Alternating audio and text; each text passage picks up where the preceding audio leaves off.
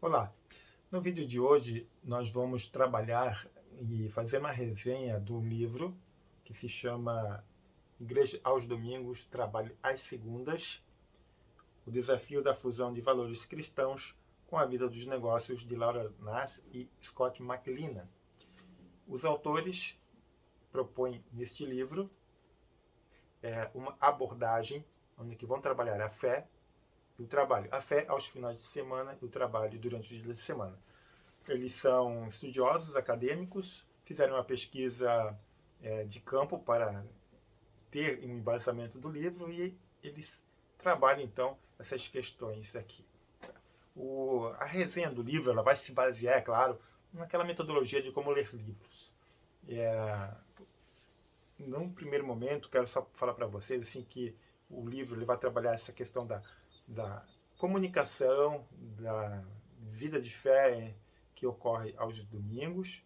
Aí a pessoa vai para o trabalho ou vai até para a sua escola e ali ela também vai exercer essa fé.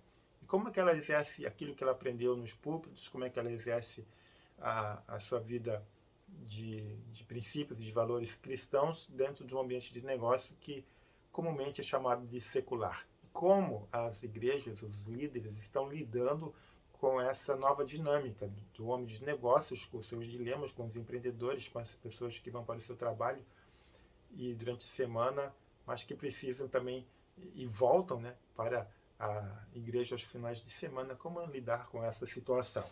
Então é isso que o livro trata, isso que o livro trabalha em 3 partes e é sobre ele que a gente vai falar um pouquinho agora. O livro fala sobre o quê?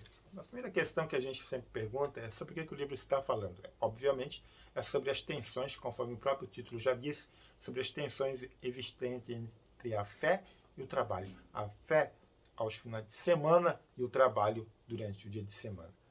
O que está sendo dito e como? Os autores procuram desenvolver elementos que mostram as dificuldades existentes entre os praticantes de uma espiritualidade cristã, caracterizado pela ida aos cultos no final de semana e os dilemas que o trabalho impõe durante a semana. Eles desenvolvem uma linha de raciocínio mostrando resumidamente esses 2 mundos e propõem ao final do livro um diálogo entre as partes. O livro é verdadeiro em todo ou em parte? O livro possui um conteúdo básico, elementar, muito bem fundamentado, que se baseia em pesquisas também de campo, ainda que dentro dos limites do contexto norte-americano. Apresenta uma boa proposta de integração entre fé e trabalho. E daí? E daí que é uma leitura fundamental para quem quiser iniciar uma análise e entender a dinâmica que envolve a vida de fé. O tipo de livro? É um livro que fala sobre vida cristã, espiritualidade e religião. Expresse a unidade do livro em única frase. O desafio do cristianismo moderno é o de integrar a sua ética ao mundo dos negócios no projeto de espiritualidade integral que envolva todos os aspectos da vida e seja relevante para a sociedade como um todo. Expõe as partes principais do livro.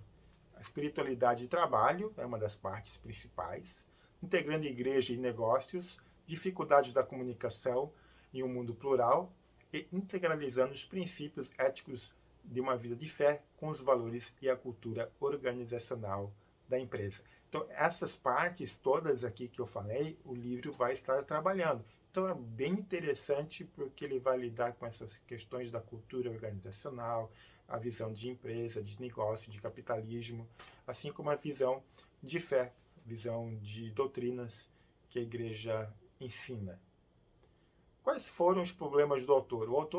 Os autores procuraram, então, mostrar as dificuldades que o crente tem quando de sua lida diária no trabalho, em contraste com os ensinos que recebe ao final de semana. Apontam elementos que podem melhorar essa relação, promovendo um equilíbrio entre estes 2 mundos. Palavras importantes que o livro traz: fé, igreja, trabalho, relacionamentos, reconexão, integração. Quais foram as soluções que os autores propõem? Eles propõem para os problemas levantados que haja um processo de comunicação e relacionamento que observe a importância tanto da igreja como do indivíduo no privado, como para a sociedade no coletivo, bem como da relevância do papel social das empresas na comunidade local.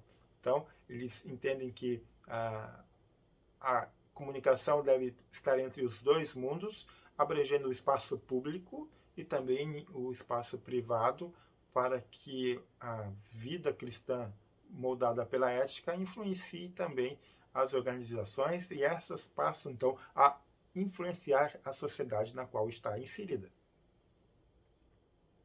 Entende que é possível um diálogo entre lideranças eclesiásticas e pessoas de negócios, ainda que haja divergências em determinados contextos, mas é essencial focar onde há convergências.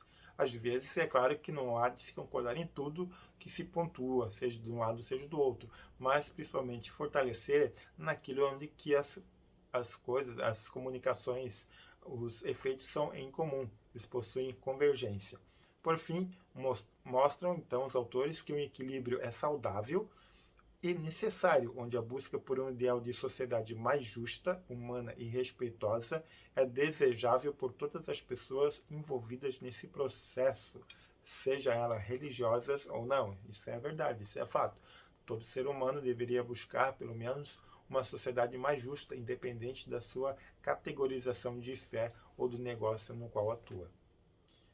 Uma das principais frases do livro, que se encontra na página 291, que é um resumo do livro, é: o melhor foco para ir adiante com a busca espiritual da pessoa de negócio atual é que profissionais, tanto eclesiásticos quanto de negócios, cuidem de seu relacionamento mútuo.